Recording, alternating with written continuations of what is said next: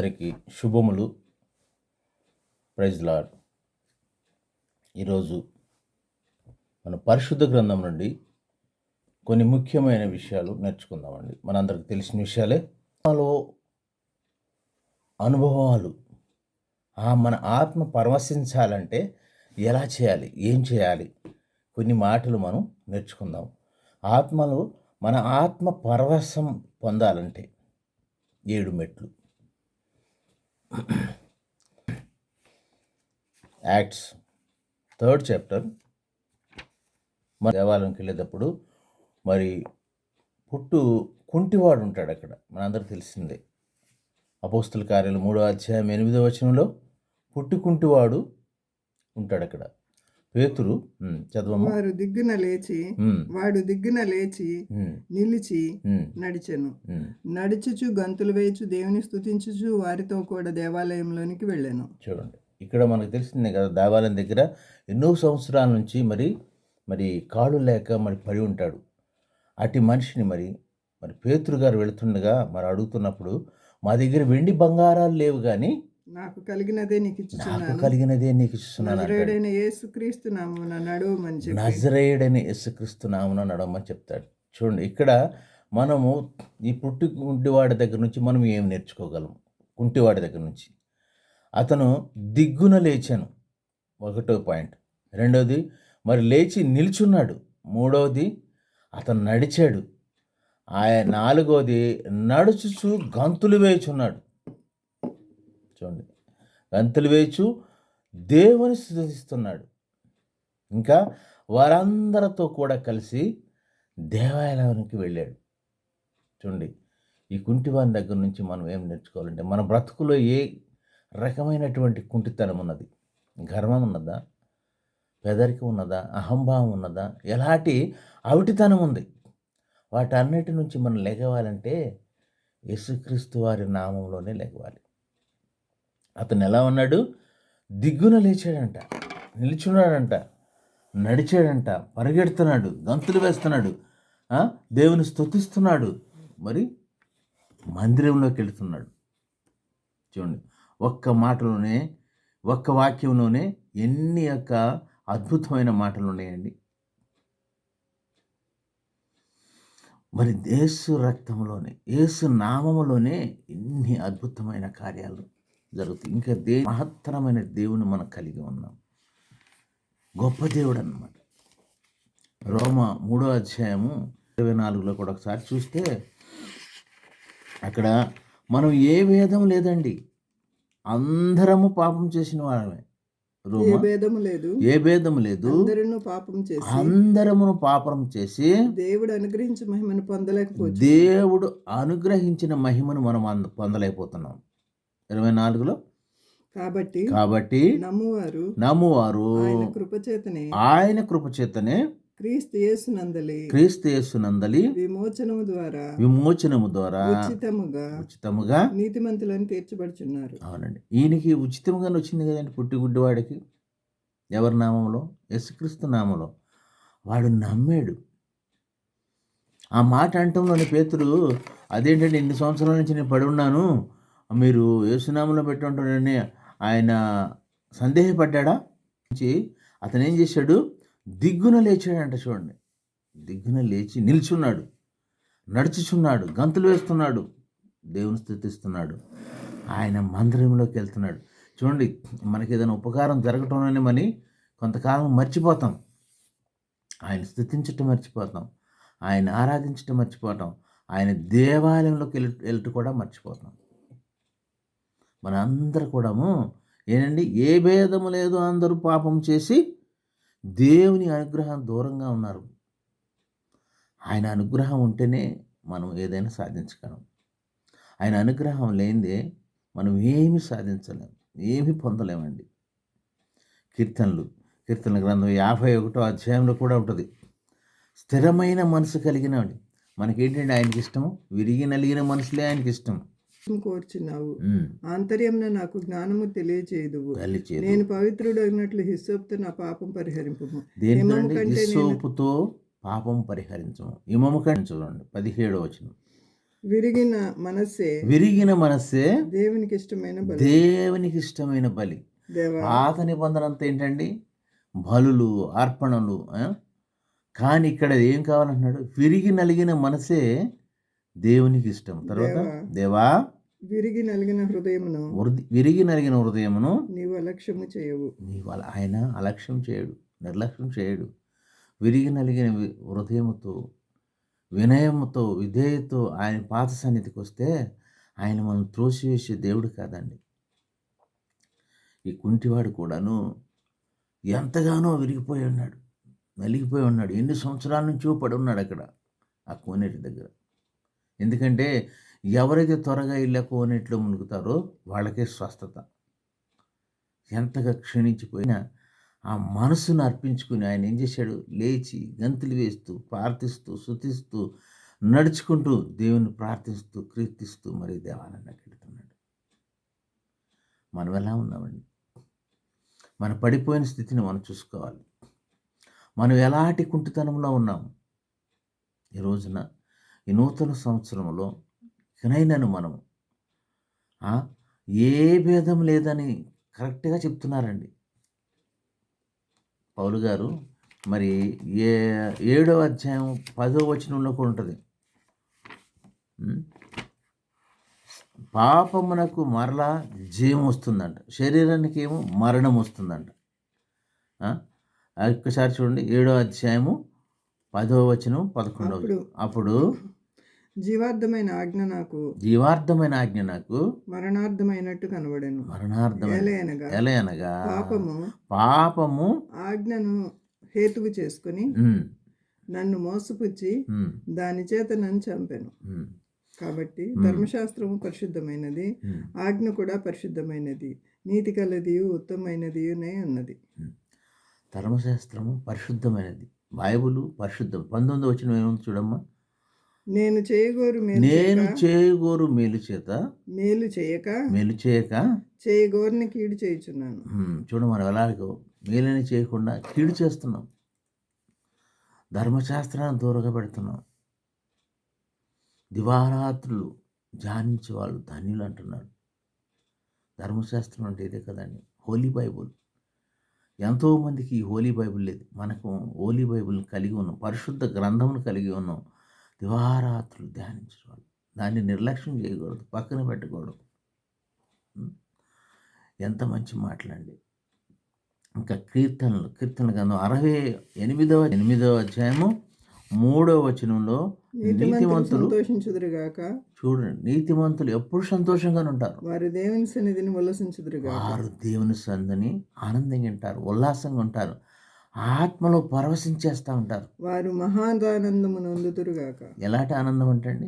మహానానందం, the out most happiness పొందుదురుగాక. ఎప్పుడు దేవుని సన్నిధిలో ఉన్నప్పుడు, ఆయన పాదములు పట్టుకున్నప్పుడు, ఆయన కీర్తిస్తున్నప్పుడు. మరి చూడండి, తప్పిపోయిన కుమారుడు మనకు తెలుసు కదా, ఎంత దౌర్భాగ్య స్థితిలో వెళ్ళిపోయాడు ఆయన. తిరిగి పందుల దగ్గర పొట్టు కూడా తిని అక్కడ ఆయన తండ్రిని వ్యతిరేకించి బయటికి వెళ్ళినందున ఆ దౌర్భాగ్య స్థితి నుంచి వచ్చినప్పుడు తండ్రిని మరి తోసివేశాడా? పరిగెత్తుకుని వెళ్ళిపోయి మెడ మీద పడి ముద్దు పెట్టుకుని బంగారు పొంగరం తొడిగి మరి నా కుమారుడు తిరిగి వచ్చాడని ఎంత సంతోషం అండి. ఆత్మలో ఆయన పరవశించేశాడు, ఆత్మలో పరవశించేసి ఎంతగానో అద్దుకుని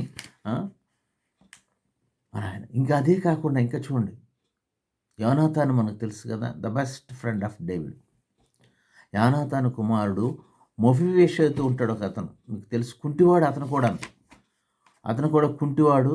తండ్రి తాత చనిపోతారు. తర్వాత ఆహారము లేని స్థితిలో ఉన్నప్పుడు దావీదు అతను పిలుస్తాడు, జీవితాంతము నాతో భోజనం చేయు, నా బల్ల వద్ద భోజనం చేయి. ఎంత అదృష్టం అండి.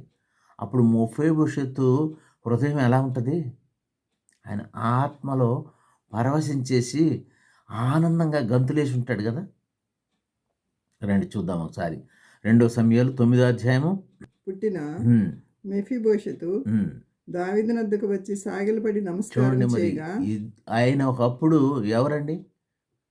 ద పవర్ఫుల్ కింగ్ సౌలు గారి యొక్క మనవడు. పరిస్థితులు ఎలా మారిపోతాయి అంటే మారిపోయి సౌలు వారి దగ్గర ఆయన దగ్గరికి వచ్చి నమస్కారం చేసినప్పుడు సాగిలపడి నమస్కారం చేయగా దావీదు దావీదు మెఫీబోషెతు మహోబేషతు అని అని అతన్ని పిలిచినప్పుడు అతడు చిత్తము నీ దాసుడనైన నేనున్నాను అనేను. 13వ వచనం చూడమ్మా. దావీదు బల్ల వద్ద మెఫీబోషెతు యెరూషలేములో కాపురముండి సదాకాలము రాజు బల్లనొద్ద భోజనం రాజు డేవిడ్ గారి బల్లనొద్దనే భోజనం చేస్తూ ఉండేను. చూడండి ఎంత అదృష్టం అండి. అతడి కాళ్ళు రెండు కుంటివి. అతని కుంటివాడైనందున ఆయన చూడండి, డేవిడ్ ఎందుకంత గ్రేట్ కింగ్ అయ్యాడు తెలుసు కదండి. ఆయన అవసరం వచ్చినప్పుడు మనసును తగ్గించుకుంటాడు. ఆయనకు సహాయం చేసిన వాళ్ళని మర్చిపోడు. పొరపాటు ఎవరికైనా జరుగుతుంది, ఒకే ఒక పొరపాటు చేశాడు కానీ ఆయన the great king, the great ruler, గొర్రెలు కాచుకునేవాడు పెద్ద సింహాసనం ఎక్కాడండి. కానీ ఆయన తాత మెఫీబోషెతు యొక్క తాత ఎంత తరిమి చంపాలని చూశాడు.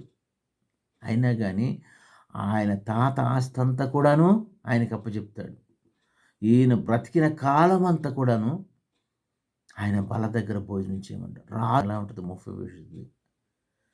ఏమీ లేని దౌర్భాగ్యుడిని, దరిద్రుడైన నాకు ఇంతటి ఆనందం ఇచ్చాడు అని ఎంత కృతజ్ఞత కలిగి ఉంటాడు. చచ్చిన కుక్క వంటి వాడినైనా నన్ను నా ఎడల నీవు దయచూపుటకు నీ దాసునకు నేను ఎంతటి వాడిని. చూడండి, చచ్చిన కుక్కతో పోల్చుకుంటాడు. అలాంటి వాడి ద గ్రేట్ కింగ్ అండి డేవిడ్ గారు. డేవిడ్ మహారాజు ఆయన చేసినటువంటి అద్భుత కార్యాలు ఉన్నాయి, కన్నీటి ప్రార్థనలు ఉన్నాయి, ఎన్నో ఉన్నాయి. అప్పుడు ఆయన ఎంత ఆనందించి ఉంటాడు. ఆయన హృదయంలో ఆయన కూడా ఆత్మలో పరవశించేసి ఉంటాడు. ఆయన కాళ్ళు లేవు కానీ ఆయన కూడా దిగ్గున లేచి గంతులు వేస్తూ మరి రాజును స్తుతించేవాడు అయి ఉండాను. అలాగే ఆదికాండంలో 13వ అధ్యాయము, ఆదికాండం 13వ అధ్యాయము మనకు తెలుసు. అబ్రహాం గారు కూడా ఆయన దిగ్గున లేస్తాడు. దేవదూతలు వచ్చినప్పుడు ఎక్కుంటాడు, మమ్రేం దగ్గర ఉంటాడు. అప్పుడు ఆయన లేచి పరిగెట్టుకుని వెళ్ళి సాగిలపడి ఆ దేవదూతలు, అయ్యా నీ దాసుని కరుణించి నా ఇంటికి రండి, కాళ్ళు కడుక్కుని కొంచెము అన్నం తినమని అంటాడు. ఎంత ఆనందం అంటే ఆయనకి. అనే దేవదూతలు వచ్చారంటే పరవశించిపోతుంది ఆయన హృదయం. శారమ్మని పిలుస్తాడు, అమ్మా త్వరగా తయారు చేయి అంటాడు. దుఃఖంలో ఉన్నా కానీ యెషయా గ్రంథము 5వ అధ్యాయము 14వ వచనం. అందుచేతనే పాతాళము గొప్ప ఆశ పెట్టుకుని అపరిమితంగా తన నోరు తెరుచును. వారిలో గనులు, సామాన్యులు, ఘోష చేయవారును, హర్షించువారును పడిపోదురు. చూడండి, మనం దేవుని సన్నిధులు లేకపోతే పాతాళం అంటే నోరు తెరుచుకుని చూస్తూ ఉంటుందంట, మృంగివేద్దామని. అలాంటి అవకాశం మనం ఎందుకు ఇవ్వాలండి? పుట్టిన వెంటనే ఎవరైనా నడవగలరండి? అలాగే మన దేవునిలో వచ్చిన వెంటనే భక్తిలో కూడా ఎదగలేము. అంచెలంచెలుగా దినదినము అభివృద్ధి పొందాలంటే ఆయన పరిశుద్ధ గ్రంథమును చదివి ఆయన మాటలు కనుక్కొని ఆయన స్తుతిస్తూ, ఆయన కీర్తిస్తూ, ఆయన నామను హెచ్చిస్తూ ఉంటే కొంచెలంచెలుగా మనం ఎదుగుతాం. మేము సంవత్సరం క్రితం బైబిల్ అంత ఇదిగా తెలియదు నాకు కూడా. చదవటం మొదలుపెట్టిన తర్వాత ఎవరో చెప్పారు కదా, జుంటుదేని దారుల కన్నా మధురంగా ఉంటాయి. అలాంటి మాటలు చదివేమో మళ్ళీ చదువుతుంటే మళ్ళీ క్రొత్తగా ఉంటాయి, మళ్ళీ ఇంకేవో నేర్చుకోవాలని ఆశ. ఎఫెసీ 6వ అధ్యాయము 10-11 వచనాలు చూస్తే, ప్రభు యొక్క బోధలోను శిక్షలోను పెంచాలి. 5వ వచనం చూసావా? దాసులారా యథార్థమైన హృదయం గలవారై భయముతోను వణుకుతోను క్రీస్తు వలె శరీర విషయమై మీ యజమానులైన వారికి విధేయులైండుడి. మీ యజమానులైన వారు, స్త్రీలారా మీ యజమానుడు ఎవరమ్మా? శారమ్మ అంటది కదా, నా యజమానుడు అంటుంది. మీ యజమానుడికి ఎలా ఉండాలండి? విధేయులై ఉండాలి. ఆనాడు దేవుడు కూడాను అవమ్మను సృష్టించాడు సహకారిణిగా, సహాయకురాలుగా. మనం ఎప్పుడైనా విధేయత కలిగి ఉంటే మనం అన్నీ పొందుకుంటామండి. గర్రమనే వచ్చి ఆఫీసుల్లో కానీ, సొసైటీలో కానీ, సంఘంలో కానీ, ఫ్రెండ్స్ దగ్గర కానీ మన మాటల్లో తెలిసిపోతుంది. 5 నిమిషాల్లో తెలిసిపోద్దండి. వాళ్ళ మాటలు ఎలా ఉన్నాయి, వాళ్ళు విధేయత కలిగి ఉన్నారా, నమ్రత ఉన్నారా, విరిగి నలిగిన మనిషి కలిగి ఉన్నారా? అట్టి వారికి తర్వాత వచ్చేవి ఏంటి తెలుసండి? ఆత్మలో పరవశించే ఆనందము. అట్టి ఆనందం మనం దూరపరచుకోవాలని ఎందుకు కోరుకుంటామండి? 4వ అధ్యాయంలో కూడా, ఎఫెసీ 4వ అధ్యాయంలో కూడా 3 వచనం చూడము, 3, 4. మీరు పిలువబడిన పిలుపుకు తగినట్లుగా దీర్ఘశాంతముతో కూడిన సంపూర్ణ వినయముతోను. ఎలాంటి వినయం అండి? దీర్ఘశాంతముతో కూడిన సంపూర్ణమైన వినయముతోను సాత్వికముతోను నడుచుకొనవలనని ప్రభువును బట్టి ఖైదీనైన నేను మిమ్మల్ని బతిమాలుకొంచున్నాను. చూడండి, ఎవరండి ఈయన? పౌలు గారు. ఆయన ఖైదీలో ఉండి, చెరసాల్లో ఉండి కూడాను వాళ్ళు బ్రతిమలాడుకుంటున్నాడు ఎలాంటి హృదయం కలిగి ఉండాలని. ఎందుకండి వాళ్ళకి ఇంత బాధ? ఆత్మను రక్షించాలని. యేసుక్రీస్తుని ఆయన అంటాడు కదా, నేను క్రీస్తుని పోలి ఉన్నాను. చూడండి, ఫిలిప్పీ 3:17లో నన్ను పోలి ఉండడు అంటాడు. ఫిలిప్పీ 3వ అధ్యాయము, సహోదరులారా మీరు నన్ను పోలి నడుచుకోండి. ఎవరిని పోలండి? నన్ను పోలి నడుచుకోనండి. మేము మీకు మాదిరి అయిన ప్రకారము నడుచుకొని వారిని గురిపెట్టి చూడండి. చూడండి, మనం ఒకరికి మాదిరిగా ఉండాలి. We should be a light house to the others. ఇతరులు బైబిల్ చదవలే అవసరం లేదండి. మన నడవడిక, మన ప్రవర్తన, మన బిహేవియరు, మాట్లాడే విధానం చూసి మా దేవుని నమ్మిన బిడ్డలు వీరని మనం ఎలా ఉండాలంట? కదులుతున్న బైబిల్ లాగా, ఒక దైవసేవకుడు అంటారు కదా, నడుస్తున్న బైబిల్ లాగా ఉండాలండి. మనల్ని చూసి తెలిసిపోతుందండి వాళ్ళకి. దేవునిని ఉన్నప్పుడు మనిషి, దేవుని నమ్ముకున్న తర్వాత ఉన్న మనిషిలోనూ మరి నీ సాక్షి జీవితమే. ప్రతిదినము మనం పరీక్షించుకోవాలి, ప్రతిదినము మనం హెచ్చరించుకోవాలి.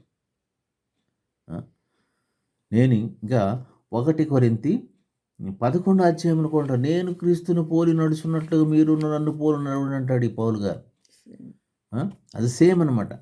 ఎవడును ఎవరిపైననో ఆధారపడకుడి, దేవునిపైనే ఆధారపడని అంటాడు. ఇంకా అలాగే నడుచుకోవాలి, దేవుని పోలి నడుచుకోవాలి, క్రీస్తుని పోలి నడుచుకోవాలి. ఇంకా గంతులు వేయచ్చు, పరిగెత్తుతూ పాటలు. కింగ్ దావీదు మహారాజు యెరూషలేముకి మందసం తీసుకొస్తున్నప్పుడు ఆయన హృదయము ఆత్మలో పరవశించి గంతులు వేస్తూ నాట్యం చేస్తాడు. మనకు తెలుసు కదా. 2వ సమూయేలు 6వ అధ్యాయము 14 నుంచి 16 వరకు చూడము.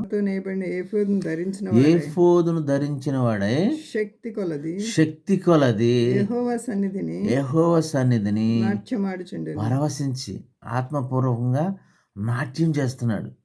తర్వాత ఇలాగున దావీదును ఇశ్రాయేలు అందరూ ఆర్భాటముతోనూ బాకానాదముతోనూ యెహోవా మందసమును తీసుకుని వచ్చారు. చాలా చూడండి, ఆయన సన్నిధిలో ఆనందం, ఆయన సన్నిధిలో సంతోషం, ఆయన సన్నిధిలో మరి గంతులు వేస్తూ ఆయన స్తుతిస్తారు. చూడండి, ఆయన మర్చిపోయాడు ఐఆమ్ ద గ్రేట్ కింగ్ అని. ఎక్కడికండి? అప్పుడు ఇజ్రాయేలు యూదులు విడిపోలేదు, కలిసే ఉన్నాడు. 12 గోత్రాలకి ఆయన పెద్ద కింగ్, 40 సంవత్సరాలు పరిపాలించిన అంత గ్రేట్ కింగ్. ఏ బోధ వస్త్రం అంటే ఒక్కొక్కసారి చూశాను నేను, అది ఓన్లీ పై వస్త్రం లాగా ఉంటుంది, ఇట్లా ఒక కోట్ లాగాను, వెస్ట్ కోట్ లాగా. అది వేసుకుని ఆయన పరవశిస్తూ నాట్యమాడుతూ గంతులు వేస్తూ చిందులు వేస్తూ నా దేవుని యొక్క సన్నిధి నా ఇంటికి వస్తుందని ఆనందిస్తూ ఉంటాడు. అంతటి ఆనందం ఎప్పుడు వస్తుందంటే దేవుని సన్నిధిలోనే వస్తుంది, దేవునితో ఉన్నప్పుడే వస్తుంది. దేవుని మందసము రాజు ధరించవలసిన వస్త్రాలను కూడా మర్చిపోయాడు. మలాకి 4:2 ఉంటుంది చూడండి, మీకు నీతి సూర్యుడు ఉదయించున చక్కగా హోవిన దూడవలె గంతులు వేయి అంటాడు. 4వ అధ్యాయము 2వ వచనం, మలాకి గ్రంథం. అయితే నా నామమందు నా నామమందు భయభక్తులు గలవారగు మీకు భయభక్తులు గలవారగు మీకు నీతి సూర్యుడు ఉదయించును. చూడండి, భయభక్తులు ఉంటే నీతి సూర్యుడు. ఎవరండి నీతి సూర్యుడు? మన ప్రభు అయిన యేసయ్యే నీతి సూర్యుడు ఉదయిస్తాడంట. అతని రెక్కలు ఆరోగ్యము కలుగజేస్తే గనుక మీరు బయలుదేరి క్రొవ్విన దూడలు గంతులు వేయుదురు. చూడండి, క్రొవ్విన దూడలు గంతులు వేయినట్లు గంతులు వేస్తాంట. నీతి సూర్యుడు మన దగ్గరుంటే, మన యందుంటే మనకు అమితమైన శక్తి వస్తుంది. ఇశ్రాయేల్ కూడా చూడండి, మరి యెహోవా దేవుడు ఆయన సన్నిధిలో ఆయన తోడు ఉన్నప్పుడు అన్ని యుద్ధాల్లో గెలిచారు. ఆయన్ని వ్యతిరేకించి, ఆయన దూషించి, ఆయన సణుక్కున్నప్పుడు, ఆయన లేనప్పుడు ఓడిపోయారు. ఎంత సింపుల్ లాజిక్ అండి. దేవుడు మన సన్నిధిలో ఉంటే, మన దగ్గర ఉంటే మనకి కొవ్విన దూడలకు ఉన్నంత శక్తి వచ్చి గంతులు వేస్తామండి, స్తుతిస్తామంట. ఆయన సన్నిధిలో గంతులు వేయాలి, ఆయన సన్నిధిలో నడవాలి, ఆయన మందిరానికి పరిగెట్టాలి. ఇంకా చూడండి, అపోస్తుల కార్యాలు 16వ అధ్యాయంలో, నేను ఇంకా ఎక్కువ టైం తీసుకోనండి. అపోస్తుల కార్యాలు 16వ అధ్యాయము 23వ వచనం నుండి చూస్తే, పౌలు శీలలు ఉంటారు అక్కడ జైల్లో ఉన్నప్పుడు ప్రార్థన చేస్తే వారు చాలా దెబ్బలు కొట్టి వారిని చెరసాల్లో వేసి భద్రముగా కనిపెట్టవలనని చెరసాల నాయకునికి ఆజ్ఞాపించిరి. అతడు అట్టి ఆజ్ఞను పొంది వారిని లోపల చెరసాల్లో త్రోసి వారి కాళ్లకు బండలు బిగించెను. అయితే మధ్యరాత్రి వేళ పౌలును శీలయు దేవునికి ప్రార్థించుచు కీర్తనలు పాడుచుండిరి. చూడండి, అర్ధరాత్రి వేళ వాళ్ళు దేవుని స్తుతిస్తున్నారు. అక్కడ జైల్లో వేసి కాళ్ళకి బండలు కట్టి ఇట్లా అంత భయంకరంగా శిక్షించిన కొట్టినా కానీ వాళ్ళు ఏం చేస్తున్నారండి? ప్రార్థించుతూ కీర్తనలు పాడుతున్నారు. ఖైదీలు వినుచుండిరి. అప్పుడు అకస్మాత్తుగా మహాభూకంపం కలిగాను. చెరసాల పునాదులు అదిరేను. వెంటనే తలుపులన్నీ తెరుచుకొనేను. చూడండి, మనం స్తుతిస్తే, మనం ఆనందంతో పరవశిస్తే చెరసాల మరి తలుపులు బళ్ళమని తెలిసిపోతాయి, భూకంపాలు వస్తాయి. ఇవన్నీ చూసిన తర్వాత ఆ జైలు అధికారి వస్తాడు, అయ్యా నన్ను క్షమించండి, నేను జీవగల దేవుణ్ణి వెంబడించాలంటే నేను ఏం చేయాలంటాడు. చూడండి, అలా చెరసాల తలుపులన్నీ తెరిచి ఉండుట చూచి ఖైదీలు పారిపోయారు అనుకుని కత్తి దూసి తను చంపుకొని పోయాను. అప్పుడు పౌలు, నీవు ఏ హాని చేసుకుని వద్దు, మేమందరం ఇక్కడే ఉన్నామని బిగ్గరగా చెప్పాను. అతడు దీపం తెమ్మని చెప్పి లోపలికి వచ్చి వణుకుచూ పౌలును శీలను సాగిలపడిరి. అందుకు వారు, ప్రభువైన యేసునందు విశ్వాసముంచుము, నీవును నీ ఇంటి వానికి రక్షణ పొందుదురని చెప్పి. చూడండి, అలా శిక్షించిన వాడు మరి దేవుని స్తుతిస్తూ దేవునికి మొరపెట్టుకున్నప్పుడు కఠినమైనటువంటి జైలధికారి హృదయం కూడా కరిగిపోతుంది. ఆయన వచ్చి వీళ్ళకి సాష్టాంగపడి, అయ్యా మరి నేను రక్షణ పొందుటకు నేనేం చేయను. మనకు జీవితంలో రక్షణ ఉందండి. ఆ రక్షణ ఎలా కాపాడుకోవాలి? మన సాక్షి జీవితాన్ని ఎలా కాపాడుకోవాలి? రక్షణ లేని వాళ్ళు చాలామంది ఉన్నారండి. బైబుల్ చదువుతారు, దేవుని మందిరానికి వెళతాడు, కానీ అది LEF evangelical fellowship, doctor Joshua Daniel. First ఎవరన్నా కొత్త వాళ్ళు వచ్చారంటే బాప్తిసం తీసుకున్నారా, మారు మనసు పొందారా, రక్షణ భాగ్యం ఉన్నదా, ఈ 3 క్వశ్చన్లు భాగ్యం ఉన్నదా, ఎప్పుడు రక్షించబడ్డారు?